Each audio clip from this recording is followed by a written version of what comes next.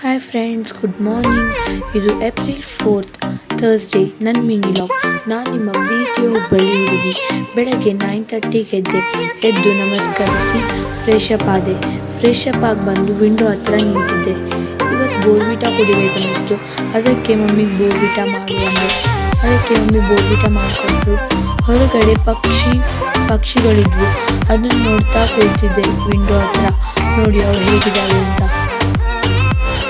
ಆಮೇಲೆ ಸ್ನಾನ ಮಾಡಿ ಬಂದು ತಿಂಡಿ ಮಾಡೋಕೆ ಅಂತ ಹಾಕ್ಕೊಂಡೆ. ಮಮ್ಮಿ ಉಪ್ಪಿಟ್ಟು ಮಾಡಿದ್ರು. ಉಪ್ಪಿಟ್ಟು ಕಂಡ್ರೆ ಇಷ್ಟ ಆಗಲ್ಲ. ಆಮೇಲೆ ಮಧ್ಯಾಹ್ನ ಕ್ಯಾಬೇಜ್ ಪಲ್ಯ ಮಾಡಬೇಕನ್ನಿಸ್ತು. ಅದಕ್ಕೆ ಕ್ಯಾಬೇಜ್ ಪಲ್ಯ ಮಾಡಿದೆ. ಕ್ಯಾಬೇಜ್ ಪಲ್ಯ ಹೇಗೆ ಮಾಡ್ತಾ ಇದ್ದೇನೆ ಅಂತ ನೋಡಿ ಫ್ರೆಂಡ್ಸ್.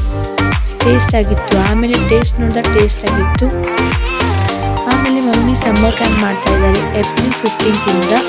ಅದಕ್ಕೆ ಮನೆ ನೋಡ್ಕೊಂಬರಕ್ಕೆ ಹೋಗಿದ್ವಿ.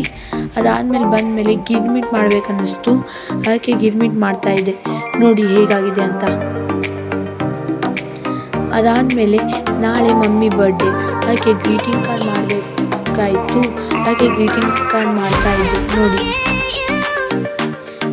ಈಗ ಫುಲ್ ರೆಡಿಯಾಗಿದೆ. ನೋಡಿ ಹೇಗಾಗಿದೆ ಅಂತ ಕಮೆಂಟ್ ಮಾಡಿ.